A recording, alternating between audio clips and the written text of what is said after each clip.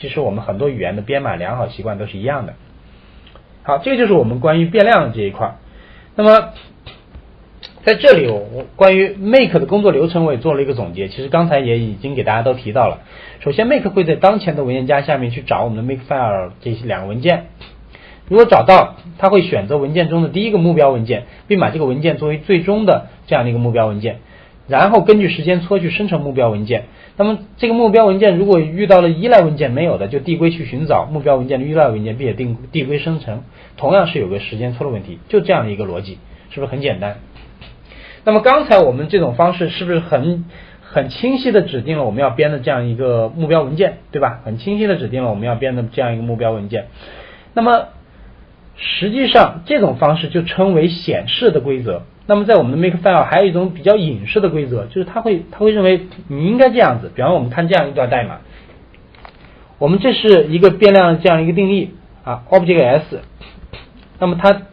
代表这两个目标文件。那么这是我们的一个编译器，这是编译的一个参数。那么这个是我们的目标文件叫 David， 它后面就跟了我们的这两个 OO， 然后我们来执行一个编译。那么后面它就没有再去写别的了。按照正常情况下，我们后面是不是应该再去写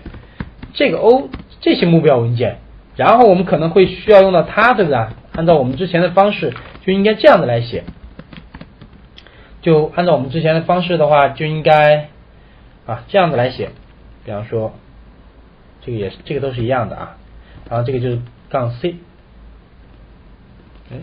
晕了，就这样子一个个来去写它。那么之所以没有去写它，是因为什么呢？它去找到这个 O 的时候，它会自动的去找同名的 C 文件，并且把它编成 O， 这是它比较智能的一个地方。这种方式就称为我们的隐式规则。当然这个隐式规则就有个条件，必须要有跟这些 O 同名的这样一些源代码文件，如果没有的话它是编不过去的啊。这个我们了解一下就行了。好，那么关于伪目标我们刚刚是不是也已经讲过了，对吧？我们来看一下我们在我们的这里面有没有一些伪目标呢？比方说我们找一下 clean， 大家可以看一下，这就是我们的伪目标，对不对？那么这些伪目标的上面都会有一个点儿 phony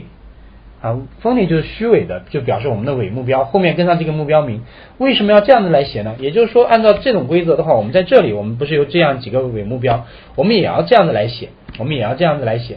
叫 phony clean。 同理这个也是一样的， phony install， 同理这个也在上面phony uninstall。 好，这个才是我们完整的伪目标的这样一个写法。那它为什么要这样子来写呢？这个它是为了区分万一我们在做这个伪目标执行的时候，当前文件夹有一个同名文件，那么我们的 make 可能就会有点分不清了。那么我们在前面指定好了这个下面这个 clean 这个目标，它本身是一个 phony 的这个伪目标，那么这样子当前文件夹即便有一个 clean 这样一个同名文件也没有关系啊，它在编的时候只要看到 make clean， 它在编的时候它就认为这是个伪目标，这个大家明白了吧？所以这个我们通过这种声明去指定它是一个伪目标这个了解清楚就行了。那么有的时候的话，我们其实也有可能我们不希望它进行这样的一个输出，因为我们刚刚在 make 的时候它是不是有一些文本的这样一个输出，如果我们不希望它有个这样一个输出，我们在这前头加一个 at 符就可以了，那么它的这一行就不会输出这一行命令就不会输出。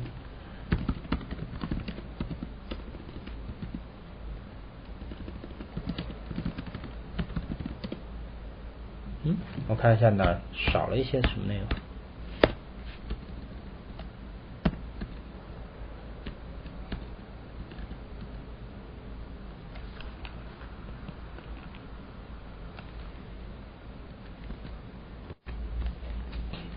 那我们把它加一下，加到这儿。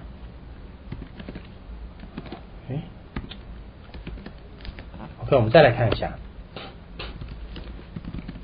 clean 一下，好，然后我们再执行一下这个 make， 大家可以看一下是不是就没有最终的我们那个 hello 的这个输出了。原因在于什么？原因是不是我们用一个 at 符把这个输出的这个文字反馈给它屏蔽掉了，对吧？这是一个稍微的一个小技巧。好，这个就是，那么下面我们再来试图给大家讲一下，就是 makefile 与 makefile 的这个引用及嵌套啊。就我们一个 makefile 可能会去引用更多的这样一个 makefile， 那么用一个 include 就有点像我们自己在 C 语言的这个 include 是一样的啊。我们把另外一个 makefile 给它嵌套出来。事实上，在一个大型的工程里头，哪个大型工程呢？大家想象一下，我们以前讲高级课程的时候，去给大家编 Android 的源码。Android 源码它有一个特点，就是每个文件夹下面，就是相关的代码哈，就是每个文件夹下面都有个 makefile， 而且每个 makefile 周围还有很多小的扩展名为点 make 这样一个文件，所以它是一层一层的嵌套，以及这个文件的包含啊，组成了它这个整个的这个大的工程文件。那么当时我记得我们当时改这个 makefile 改的头晕眼花的，大概反正我接触过的 makefile 就有上百个啊，就在那个 Android 的源码里面，那个 makefile 上就有上百个。有的时候我们可能一些音频的，包括音频类库的一些调用啊，参数不同啊，它最后编出来的 ROM 这个音频效果都是不一样的。所以当时我就记得好像有一个 ROM 当时出了一个 bug， 就是那个音频的在解压的时候啊，还有一个就是在图像的时候，然后就是先说音频吧，就是音频我们在这个解压的时候呢，我们就出现了一些这个声音上的断断续啊，有点不连续。后来我们总觉得是不是 framework 啊，或者下面哪一个地方的问题。那按说我们的 Open Core 这个它本身的这样的一个类库不应该出太大的一个问题，因为是比较标准的一个东西。后来才发现是什么呢？是在编的时候调的参数不一样，那个参数导致它的解码频率是不一样的，所以原来就发现最后问题是在 makefile 那个文件上面。后来把那个参数一改，重新编啊，重新包括一起，再把那个 Open Core 再编一下，就搞定了。所以这个问题一般情况下我们再去改这个 framework 层哪会去想象得到啊，对不对？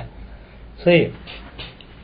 以后我们再进行一些大型的这样的一些工程的编译啊，和这样的一个 makefile 编写的时候，我们就会大量的用到这样的一个包含和嵌套啊，那包含也是比较简单的，就直接我这里简单说一下就行了。就是我们的，因为这个后面大家会多的去演练到，包含就直接 include 后面跟上我们的 makefile 文件就行了。比方说我们在这里，我们再给它建一个 makefile， 比方说叫 Sunday make 点 mk 这样的一个文件啊，先不给它输入内容，然后我们在这个 makefile 里面，我们就可以给它 include 谁呢？ include 我们的 Sunday mk make 还是我有点忘了哈，点 mk 这样一个文件啊，它就会联合这个来进行一个编。那么同样的嵌套也是一样的啊，嵌套就是我们往往是什么呢？我们往往到时候是这样一个结构，我们的文件夹不是树状结构的嘛，对吧？我们的文件夹是这样的一个树状结构，这是顶级的文件夹，是我们的 root。那么 root 下面就有一个 makefile， 这个 makefile 相当于是一个总领的 makefile， 然后每个文件夹下面有 makefile， 这个可能是 music 的，这个可能是 video 的，这个可能是进程的 proxy 的啊，每个下面都有一个。那么它就负责一层一层的去把它们嵌套，在这里嵌套了，就是让先进去了过后先编这个 makefile， 然后再去编这个 makefile， 再编这个 makefile， 这些依赖文件都有了，然后我们最后再来编这个 makefile， 用到了这里面的这些依赖文件啊，这是这样的一个思路，大家一定要清晰。好，那么它的这个脚本的编写其实比较简单，两种方式都可以。首先类似于执行一个脚本一样 ，cd 啊，通过 cd 进入到某一个子文件夹，并且 and 然后调用一个编写的这样一个指令就行了。当然这个我是在这里定义了一个常量啊，一般我们会去定义这样一个变量，你当然也可以直接这样子啊，你当然也是可以直接这样子的啊。那么它是等价于我们这样子直接来编，后面再加上杠 C， 杠 C 就表示进入到某个文件夹啊，就是我们后面要讲到的 Makefile 的一些管理命令，跟上 Makefile 的一个管理命令就可以了啊。好，这是它的一个嵌套。那有的时候我们可能也会用到一个条件啊，有的时候我们会用到一些条件，比方说我们在执行某些命令的时候要用到一些 if then， 对 if then 和 else， 那我们这里头也会去用啊，我们也会去用。那么在这里我给大家做一个展示，比方说在这里我们在这儿编写的时候，我可能就会先是 if equal， 这个大家注意一下啊 ，equal 就是 equal 的这样一个缩写啊，就是匹配的意思啊，就是如果说什么呢 ，cc 它是用的我们的 gcc， 则我们调用下面的这一行，否则的话，则我们调用什么？应该是这样子啊，就随便弄的，最后 end if 啊，这个就是一个典型的 if then 啊，一个典型的 if then。当然，通过这一行代码，它肯定会是执行到这里来，对吧？我们把这个去掉了，这个不要了。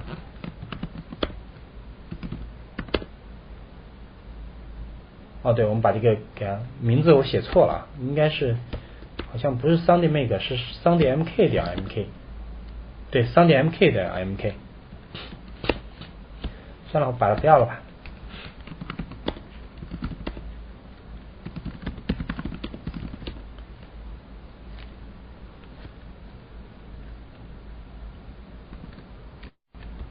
好像少了一个括号啊，粗心了。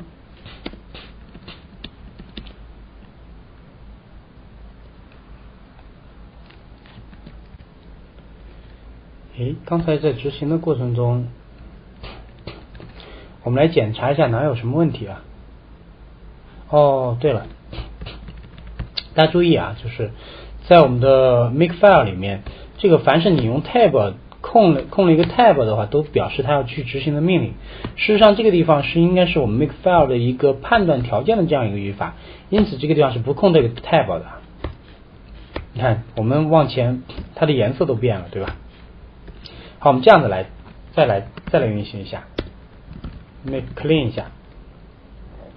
，OK， 再来 make，OK， 大家看是不是就 make 成功了，对吧？这就是我们的条件。大家注意一下啊，这个地方一定要注意到，这个地方是不空 tab 的啊，这个条件语句是不空 tab 的。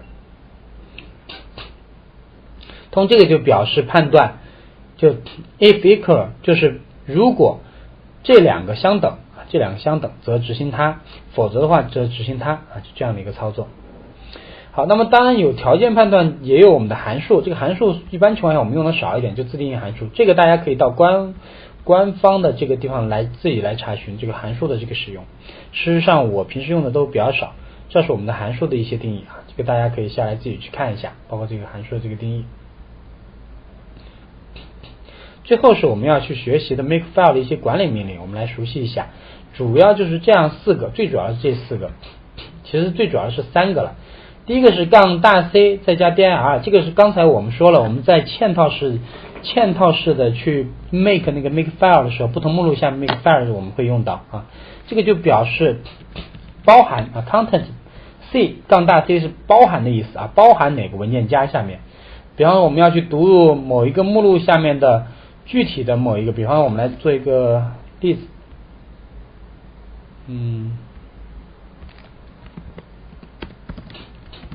我们回到上一集，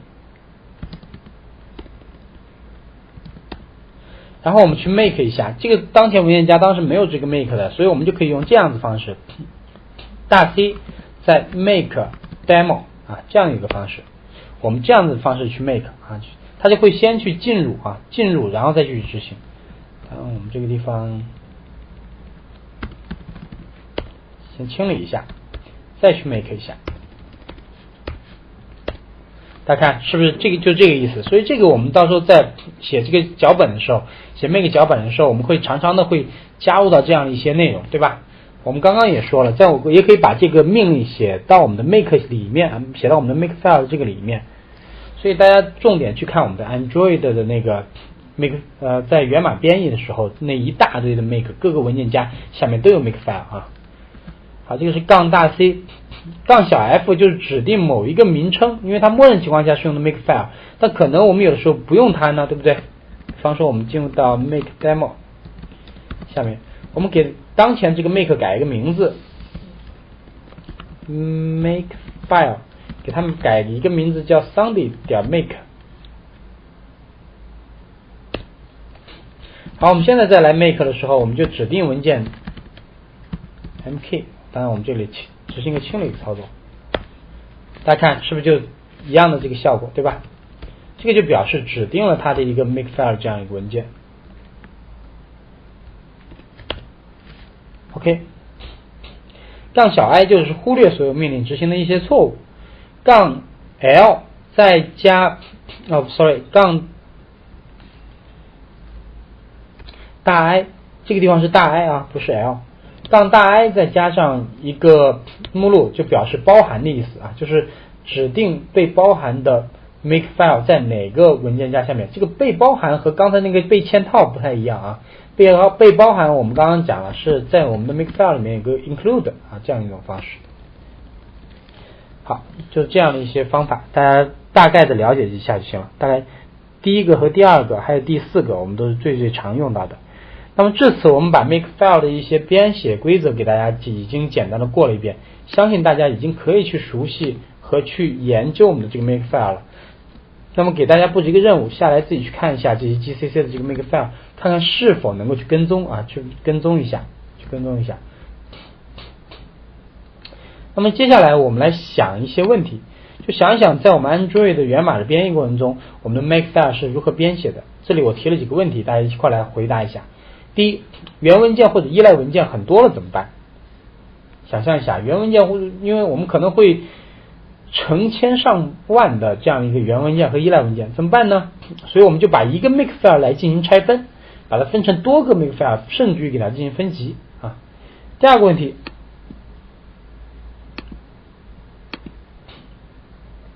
在输出的时候不仅仅是一个文件怎么办？因为我们知道一个 make file 它就是一个文件，对不对？一个 make file 它最终生成的就是我们的第一个规则里面的那个目标文件。那如果不只是一个文件怎么办呢？我们要输出，比方说我们 Android 编的时候，默认情况下它都会输3个文件，对吧？最终好，那么就几个方式。第一，用多个 make file 文件来相互 include。第二，当然也可以用嵌套了，也可以用嵌套。第二，就使用我们的伪目标，伪目标给它定义一个 all 这个目标啊，定义一个 all 这个目标。那么在这个伪目标，我们都知道 all 它是不会去生成的，反倒是它的这些伪目标，它到时候可能会去把其他的内容给生成。举个例子，